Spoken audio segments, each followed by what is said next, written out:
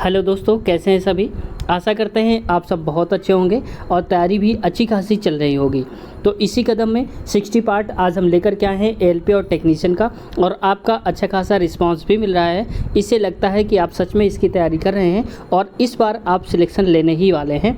तो और भी अच्छी तैयारी हो सके, आपकी बेहतर तैयारी हो सके, इस वजह से हम रियल क्वेश्चन पेपर एएलपी और टेक्नीशियन के जो पिछली बार पूछे गए थे उनको हम सॉल्व करा रहे हैं। बीच बीच में हम बताते जाते हैं कि ये क्वेश्चन रिपीट हुआ है, रिपीटेड है, तो उनको ज़रूर ध्यान दिया करिए, क्योंकि ऐसे क्वेश्चंस फिर रिपीट होने के चांसेस हो जाते हैं। शुरुआत करते हैं आज की इस वीडियो की। लेकिन दोस्तों, चैनल पे अब तक नए हैं और सब्सक्राइब नहीं किया है तो रेलवे की तैयारी के लिए इस चैनल को सब्सक्राइब कर लीजिए, क्योंकि ऐसे ही कंटेंट इस चैनल पे मिलता रहेगा आपको। तो शुरुआत करते हैं आज की इस वीडियो की। तो देखो, प्रजनन के लिए फूलों में आवश्यक अंग कौन सा, यानी कि जो प्रजनन होता है ये क्या कहता है, ये पुंकेसर और स्त्री कैंसर जब होते हैं, यानी कि मेल और फीमेल के जब मिलन होता है, रिप्रोडक्शन सिस्टम होता है, यही इसी की वजह से क्या होता है, वो प्रजनन की क्रिया होती है। ठीक है, उसमें से फल लगते हैं, फूल आते हैं, तो ये सब इसी वजह से पुंकेसर और स्त्री केसर। पुंकेसर भाग होता है मेल का, स्त्री केसर होता है फीमेल का। ये एक बार पूछा गया था ग्रुप डी में, स्त्री केसर किसका भाग है। अगला क्वेश्चन देखो, नेक्स्ट क्वेश्चन है, और ये क्वेश्चन है थोड़ा सा देखेंगे, मैथ का है। कह रहा है यदि जेम्स और राधा के बीच में 87 को 1:2 के अनुपात में विभाजित किया गया है तो राधा को कितने रुपए मिलेंगे। तो देखो, अनुपात है 1:2 का, हमारे हिसाब से कुल कितने रुपए, 1 रुपये, 2 रुपये, यानी कि 3 रुपये, और क्वेश्चन के हिसाब से 87 रुपये। तो 1 की वैल्यू क्या हो जाएगी, इसे भाग दे दो 87 को 3 से, 3 दूनी 6, 3वां 27, यानी कि 1 की वैल्यू 29 आ गई। पूछ किसका रहा है, राधा। तो राधा किसका नाम है, राधा दूसरे नंबर का नाम है। देखो भाई, पहले जेम्स के पहले 1 रुपये और राधा को मिलते हैं 2 रुपये। 1 रुपये की वैल्यू 29 रुपये है, तो 2 की वैल्यू क्या होगी, 2 से गुणा करा दो, तो 2 नाम 18 हो जाएगा, 2 दूनी 4, 1 5, यानी कि 58 रुपये हो जाएगा। और इसमें कहा जा रहा है यहाँ पर, लेकिन इसका आंसर गलत देख रखा है, क्योंकि यहाँ पर आप खुद ही देखो राधा के बारे में पूछा गया है और राधा का अनुपात है 2 और 2 की वैल्यू आ रही है 58। तो सही उत्तर होना चाहिए इसका ऑप्शन नंबर 4। इसमें या तो होना चाहिए था यहाँ पर जेम्स होना चाहिए राधा की जगह में, तो आंसर सही हो जाता है इनका जो इन्होंने दिया हुआ है। ठीक है, लेकिन क्वेश्चन के हिसाब से अगर देखोगे आप तो इसका आंसर 58 ही आएगा। अगला क्वेश्चन देखो, नेक्स्ट क्वेश्चन पे आते हैं। अगला क्वेश्चन है रीजनिंग का, और इसमें कथन दिया गया है। डायरेक्ट हम कथन पे आते हैं क्योंकि टाइम वेस्ट ना हो। तो देखो, कथन में क्या कहा जा रहा है, कथन है कोई भी आम संतरा नहीं है, कोई भी संतरा सेब नहीं है और कुछ आम सेब हैं। जब कभी ऐसा हो तो डायरेक्ट बनाया करो, ऐसे कर लो, कोई भी आम, जब कभी कोई भी वर्ड आ जाता है समझ जाओ कोई भी गोला सर्किल में टच नहीं होगा। तो यहाँ पर देखो, कोई भी आम, आम को मान लेता हूँ मैं ए और संतरा को मान लेता हूँ मैं एस। ए को थोड़ा ठीक बना देता हूँ, ठीक है। आगे, अब कोई भी संतरा सेब नहीं है। अब देखो, संतरा कह रहा है कोई भी संतरा सेब नहीं है, तो यहाँ पर एक मैं और बना लेता हूँ सर्कल। यहाँ पर आगे देखो, कुछ आम सेब है, तो आम सेब को एस बी लिख दो। अब ठीक है, देखो ए वाला एस बी में आ रहा है और ये वाला जो है ये संतरा है। अब क्या कह रहा है, आते हैं निष्कर्ष में, कोई भी सेब आम नहीं है। कह रहा है कोई भी सेब आम नहीं है, तो गलत बोल दिया क्योंकि ये तो है, देखो ये टच हो रहा है। कोई भी सेब संतरा नहीं है, अब कोई भी सेब संतरा नहीं है, ये बात हम मान सकते हैं। ठीक है, यहाँ पर नहीं देख रखा तो ये मान लेते सही है। अगला है कुछ संतरे आम हैं, तो कुछ संतरे आम है, नहीं है, बिल्कुल भी नहीं। कुछ सेब आम हो सकते हैं, तो ये गलत है। सभी सेब, तो सभी तो कुछ है ही नहीं, सभी तब आता है जब किसी सर्कल के अंदर पूरा पूरा सर्कल होता है, तो ये भी गलत हो गया। तो हमारे हिसाब से होना चाहिए था केवल दूसरा वाला। अब देखते हैं यहाँ पर कौन सा सही होता है ऑप्शन में। तो देख लो, यहाँ पर राइट आंसर दिया है दूसरा, केवल निष्कर्ष 2 पालन करता है।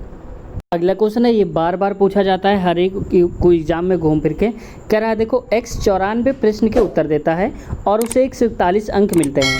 यदि प्रत्येक प्रश्न के लिए 4 अंक दिए जाते हैं और प्रत्येक गलत के लिए 1 अंक काट लिया जाता है। कुल मिला के कह रहा है कि अगर आप सही क्वेश्चन करते हैं तो आपको 4 नंबर मिलेंगे और गलत उत्तर दिया तो 1 नंबर आपका कट जाएगा। ऐसे क्वेश्चन को हमेशा आप ऑप्शन से उठाया करो। तो देखो, पहला ऑप्शन तो सही है, लेकिन मैं इसको थोड़ी देर के लिए छोड़ता हूँ। मान लो कि मैं सोचता हूँ कि बी वाला सही होगा। 40 क्या है, गलत उत्तरों की संख्या, तो उसने करे हैं कुल 94 और गलत अगर उसने दे दिया है 40 फाल्स हैं, तो सही कितने होंगे, ये होंगे 54 सही होंगे। 54 ही तो सही हो जाएंगे ना अगर हमारे हिसाब से देखा जाए। और सही के लिए 4 नंबर मिलते हैं, तो देख लो 4 चौक 16, 4 पंचे 20, 1 21, 216 नंबर आने चाहिए। और यहाँ पर देखो इसको मिले हैं, गलत किया है 40, तो 40 नंबर कट गए इसमें से, 216 में 40 कट जाएंगे, तो क्या 141 आ पाएगा यहाँ पर? नहीं आ पाएगा ना। तो यही देख लो।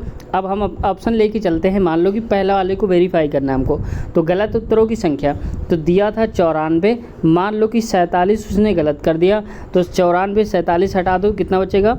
7 आएगा इधर, और 8 में से 4 गया तो 47 आएगा। 47 और 47, ठीक है। अब देखो यहाँ पर 47 उसने सही करे होंगे, तो 47 गुणे 4, क्योंकि 1 का 4 मिला होगा, तो 4 सत्ते 28, 4 चौक 16, 2 हो जाएगा 18, 188 नंबर उसको मिले होंगे। लेकिन 47 गलत उत्तर दिए हैं, इस वजह से 188 में से 47 नंबर कट गए होंगे, तो 47 हटा दो आप इसमें से, तो 8 में 7 गया तो 1 आएगा, और 8 में से 4 गया तो 1 आएगा, और यहाँ 141। तो देख लो 141 नंबर आ रहे हैं कि नहीं आ रहे हैं, सही है ना। तो इस वजह से आप ऐसे वेरीफाई करना तो सही हो जाएगा, ठीक है। इसका तरीका अलग अलग होता है, लेकिन आप जैसे भी आपको अच्छा लगता है वैसे ही कर लेना। मैंने एक मेथड बता दिया है आपको सॉल्व करने का। अगला क्वेश्चन है, दिए गए कथन पर विचार करें और निर्णय लें कि प्रश्न का उत्तर देने के लिए निम्न में से कौन सा कथन पर्याप्त है। अब मैं थोड़ा इसको जूम करता हूँ, आपको बेहतर तरीके से दिख जाए ऐसे। अब करें 5 व्यक्ति P, Q, R, S तथा T किसी पंक्ति में खड़े हैं, पंक्ति की मध्य में कौन खड़ा है ये मान लो। तो मैं थोड़ा सा एक पंक्ति बना लेता हूँ कि कुल मिला के ऐसे कुछ पंक्ति रही होगी। कितने लोग हैं? 1 2 5 लोग हैं, तो 1 2 3 4 और ये 5 लोग हैं, ठीक है। अब मुझे सिर्फ यहाँ पर रखना है कौन क्या आएगा, मैंने इनकी सीट फिक्स कर दी। अब देखो कह रहा है कथन के हिसाब से, देखो पंक्ति के मध्य में है, क्वेश्चन हमारा ये है कि बीच में कौन यहाँ पर बैठा है वो बताना है।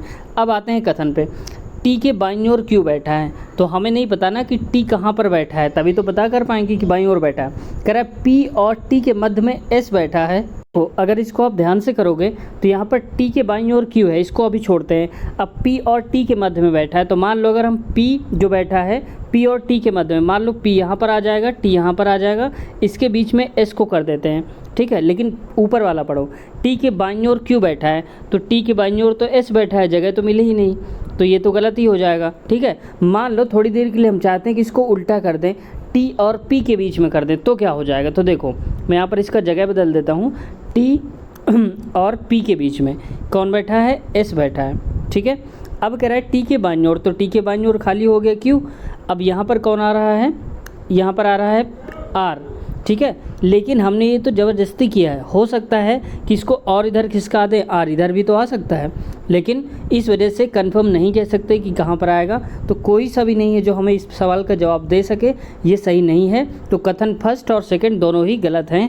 तो देख लो ऑप्शन नंबर हो जाएगा हमारा यहाँ पर चौथा, ना तो फर्स्ट और ना ही सेकंड कथन पर्याप्त हैं, ठीक है। क्वेश्चन है, एक शुष्क सेल में ऊर्जा किस रूप में संग्रहित रहती है, यानी कि जब शुष्क सेल होता है उसमें जो एनर्जी रहती है वो कैसे इकट्ठा रहती है, किस रूप में होती है। तो ये हमेशा जो होती है फ्रेंड्स केमिकल एनर्जी के रूप में, ठीक है।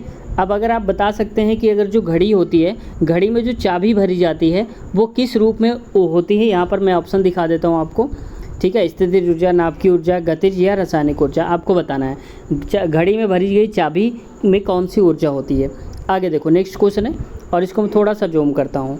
यहाँ पर उस विकल्प का चयन करें जो निम्नलिखित चित्र में त्रिकोणों की कुल संख्या दर्शाता हो। कुल मिलाकर इसमें कितने त्रिभुज हैं हमें ये बता देना है। तो देखो 1 2 3 4, ये तो ऑटोमेटिक हो गए 4, और एक ऊपर वाला देख लो ये हो गए 5, तो कुल हो जाएंगे हमारे पास 5। ऑप्शन नंबर चौथा सही उत्तर हो जाएगा। नेक्स्ट देखो अगला, ये बहुत बार पूछा गया है 1 वाट वाला, हमने पिछली वीडियो में भी बात करी थी इसके बारे में कि ये पूछा जाता है। 1 वाट बताना है तो इसका मतलब होता है 1 जूल प्रति सेकंड, ठीक है। ऐसे भी याद रखना है 1 जूल प्रति सेकंड। एक हमने पूछा था 1 अश्व शक्ति, 1 हॉर्स पावर बराबर कितने वाट होते हैं। आप में से कोई भी जवाब अभी तक आपका नहीं आया है। 1 अश्व शक्ति में कितने वाट होते हैं, देखते हैं कितने लोग बताते हैं, क्योंकि पिछले वीडियो में भी पूछा था तब भी आप लोगों ने शायद नहीं दिया था जवाब। अगला क्वेश्चन देखो, अगला है तत्वों को उनके परमाणु द्रव्यमान के आधार पर वर्गीकृत करने का श्रेय किसे जाता है। तो ये डिमित्री मेंडलीव को जाता है। तो आपने देखा मेंडलीव का नाम तो आप सब जानते होंगे, पीरियोडिक टेबल वाले। तो यहाँ पर द्रव्यमान के आधार पर उन्होंने रखा था, लेकिन मॉडर्न अगर बात करें मॉडर्न पीरियोडिक टेबल की, तो एटॉमिक नंबर परमाणु क्रमांक के आधार पर रखी गई है, न कि द्रव्यमान के आधार पर, ठीक है। अगला क्वेश्चन देखो, अगला क्वेश्चन है, दिए गए कथन को बताना है कि कौन सा पर्याप्त है। देखो क्वेश्चन हमारा है श्री राजेश किस वर्ष पैदा हुए थे, ये बताना है। अब देखो यहाँ पर कथन के हिसाब से बताते हैं क्या कह रहा है। कह रहा है कि वर्तमान में राजेश अपने पिता से 25 साल छोटे हैं, यानी कि जो राजेश हैं वो अपने पिताजी से 25 साल छोटे हुए हैं। श्री राजेश की बहन जो 1974 में पैदा हुई थी, उनके पिता से 35 साल छोटी है। अब देखो अगर हमें इनकी डेट ऑफ बर्थ से पता चल जाएगी इनकी पिता की आयु, और अगर पिता की आयु पता चल गई तो हम राजेश की वर्तमान आयु आराम से निकाल सकते कि नहीं निकाल सकते हैं। तो इस वजह से दोनों कथन होंगे हमारे पास, तो हम इसका जवाब दे पाएंगे इस प्रश्न का। तो सही उत्तर में 1 और 2 दोनों ही अंतर्निहित हैं, यानी कि दोनों ही इस पे सही होने चाहिए। तो देख लो कथन फर्स्ट और दूसरा दोनों ही पर्याप्त हैं इसका जवाब देने के लिए। अगला क्वेश्चन देखो। अगला क्वेश्चन है, निम्नलिखित में से कौन बादशाह अकबर के नौरत्न में से एक नहीं था।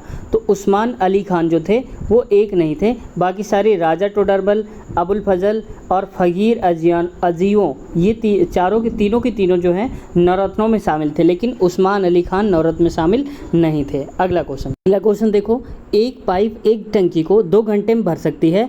एक जगह से रिसाव होने के कारण टंकी को भरने में 2 सही 2/3 का समय लग जाता है। टंकी के घंटे का समय है, यहाँ पर घंटा नहीं दिया। टंकी के पानी को रिसाव कितने समय में खाली कर देगा। तो देखो एक हिसाब से पहले इनकी क्षमता निकाल लो। ए भरता है 2 घंटे में, और वहीं अगर रिसाव की वजह से यानी कि दोनों अगर शुरू कर दे जाए, भरने वाला और खाली करने वाला दोनों लागू हो जाते हैं, तो कितना हो जाता है। इसको 2 सही 2/3 लिखा है, इसको मैं सही कर देता हूँ। 3 दूनी 6 + 2 8, यानी कि 8/3 लिखा हुआ है। ठीक है, तो इसको कर दो 8/3, तो यहाँ पर आ जाएगा 8/3। अब इनका एलसीएम ले लो, 2 और 8 का, तो एलसीएम आएगा 8। ये 2 से भाग दिया तो 4 बार में 8 कटेगा, और 8 से 8, 8 1 कम 8 1, और 1 गुणे नीचे वाला 3, तो आ जाएगा 3। मतलब अगर ए अकेले भरेगा तो 4 की क्षमता से काम करेगा, लेकिन अगर बी को भी शामिल कर लेगा तो 3 क्षमता हो जाएगी, यानी कि क्षमता कम हो रही है। कम क्यों हो रही है, क्योंकि बी खाली कर रहा होगा। अकेले की क्षमता इसकी 4 थी और बी के साथ मिल गया तो 3 ही बची, यानी कि 1 क्षमता इसने कम कर दिया, किसने, बी ने। तो बी की क्षमता है -1, यानी कि हर घंटे 1 लीटर पानी को खाली करेगा। क्वेश्चन में आओ, टंकी के पानी को रिसाव कितने घंटे में या कितने समय में खाली कर सकता है। तो टंकी है 8 लीटर की, खाली करता है बी अकेले 1 घंटे में 1, तो 1 से भाग दे दो, तो यहाँ पर आएगा कितना 8। तो 8 घंटे लगेंगे इसको खाली करने में। ऑप्शन नंबर 3 राइट आंसर है। अगला क्वेश्चन, किसी स्थिर वस्तु के स्थिर रहने या गतिशील वस्तु के उसी गति से गतिशील रहने की प्रक्रिया कहलाती है। यानी कि कोई वस्तु है वो चल रही हो लगातार, या कोई रुकी है तो रुकी ही हो लगातार, तो इस प्रक्रिया को हम क्या कहते हैं। तो ये इनर्शिया यानी कि जड़त्व के नाम से हम जानते हैं, गति का जड़त्व और स्थिरता का जड़त्व। तो ऑप्शन नंबर हो जाएगा 4, जड़त्व की वजह से वो चलती रहती है, रुकती रहती है। अगला क्वेश्चन देखो, नेक्स्ट क्वेश्चन है, इसमें है निम्नलिखित में से कौन सी धातु ठंडे या गर्म पानी के साथ प्रतिक्रिया नहीं करती है। ये बार बार रिपीटेड क्वेश्चन है। ठंडे पानी से, अभी उसके पहले आया था कि भाप से प्रक्रिया किससे कौन रिएक्ट नहीं करती है, भाप से प्रतिक्रिया नहीं करती है, ये भी दिया था। तो इसमें से एल्युमिनियम जो है वो गर्म पानी के साथ या फिर ठंडे पानी के साथ कोई प्रतिक्रिया नहीं करती है। ऑप्शन नंबर 4 सही हो जाएगा। जबकि सोडियम, पोटेशियम और कैल्शियम ये सारी उससे क्रिया कर जाती हैं। अगला क्वेश्चन है, उस विकल्प का चयन करें जो दी गई चित्र श्रृंखला में खाली स्थान पर आएगा। तो खाली स्थान पर क्या आएगा हमें ये बताना है। तो देखो इसमें से अगर ध्यान से देखोगे तो ये 1 को हटा दिया गया है, ये इतना हटा दिया गया तो ये बचा, फिर इसना हटा दिया गया तो ये बचा, यानी कि एक एक करके हम हटा रहे हैं। तो अब अगर इतना हटा देंगे हम तो क्या बचेगा, यही सिंपल सा यही तो बचेगा ऐसे करके। तो देख लो कौन से ऑप्शन में है, तो ये दूसरे वाले ऑप्शन पे है, ये राइट आंसर हो जाएगा। ठीक है, अब देखो इसके आगे ये हटाया फिर ये हटाया और ऐसे करके प्रक्रिया चल रही है। इसमें है दिए गए 4 चित्रों में से नीचे दिए गए चित्र की पानी में सही छवि का चयन करें। तो देखो सही छवि क्या है, हमने बताया था जब कोई ऐसा होता है, ऐसा कोई त्रिभुज है और पानी में क्या होगा कि त्रिभुज पानी में हो जाएगा ऐसे ऐसे, यानी कि आधार तो इधर ही रहेगा लेकिन ये ऊपर वाला हिस्सा इधर ऊपर की तरफ आ जाता है, बस ये फ़र्क हो जाता है। तो अगर ध्यान से देखोगे तो ऊपर की तरफ ये कलर्ड है, ठीक है, तो अब की बार ये कुछ ऐसा बनेगा, ये नीचे हो जाएंगे ये दोनों कलर्ड वाले। तो कौन से ऑप्शन में है, ऑप्शन देख लो। तो यहाँ पर इसको मैं थोड़ा सा जूम करके दिखा देता हूँ। तो यहाँ पर देखो ये कलर्ड वाला जो ऑप्शन है ये ऊपर की तरफ हो गए हैं, ये नीचे की तरफ हो गया है, तो राइट आंसर हो जाएगा ये वाला। ठीक है, जबकि पहले ऐसे कुछ बना हुआ था कि यहाँ पर ऐसे था, यहाँ पर कलर था और यहाँ कलर था। तो यही उल्टा होकर के आ गया है। दोस्तों आज की वीडियो यहीं तक रखते हैं। ये आगे वाले क्वेश्चंस नेक्स्ट पार्ट में हम कवर करेंगे, क्योंकि वीडियो थोड़ा सा लंबी हो जाती है तो आप लोग कहने लगते हैं लंबी हो रही, इस वजह से वीडियो को हम थोड़ा सा छोटा ही रखते हैं। तो दोस्तों मैंने आपसे पूछा था जो क्वेश्चंस वीडियोज़ में, वो आपने ज़रूर बताने की कोशिश करी होगी, और नहीं बताया तो एक बार प्रयास करिए क्या क्वेश्चन पूछा था, क्योंकि प्रयास करना ही बहुत बड़ी बात होती है। तो वीडियो कैसी लगी कमेंट सेक्शन में ज़रूर बताइएगा।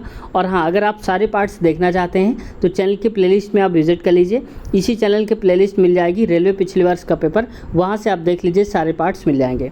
साथ ही साथ अगर आप मैथ के वीडियोज़ देखना चाहते हैं तो भी आप देख लेना, वहाँ पर अलग से प्लेलिस्ट बनी है इसी चैनल पर, गणित वीडियोज़ के नाम से आप देख सकते हैं। रेलवे इंटरव्यू की भी हमने प्लेलिस्ट बना दिया है, तो प्लेलिस्ट हमने अलग अलग बना दिया है, जो भी आप देखना चाहते हैं एक बार चेक कर लीजिएगा, ठीक है। और कुछ वीडियोस की लिंक इसी वीडियो के नीचे, जिस वीडियो को आप देख रहे हो इस वक्त, इसी के नीचे आपको डिस्क्रिप्शन में लिंक मिल जाएगी, आप उस पर क्लिक करके डायरेक्ट वीडियोस पे पहुंच सकते हैं। तो उम्मीद है आप ज़रूर देखेंगे। और चैनल को सब्सक्राइब नहीं किया है दोस्तों तो सब्सक्राइब कर लीजिए, ताकि रेलवे की बेहतर तैयारी हो सके। इसमें रेलवे से रिलेटेड सारे कंटेंट आपको प्रोवाइड करे जाएंगे, और फ्री ऑफ कॉस्ट, पूरी तरह से फ्री है, इसमें एक भी रुपया आपको नहीं देना है। तो चैनल को सब्सक्राइब कर लिया होगा, ऐसी उम्मीद करते हैं, और नहीं किया तो अब कर लिया होगा। तो मिलते हैं नए वीडियोज़ में, अपना ख्याल रखिए, टेक केयर, बाय बाय।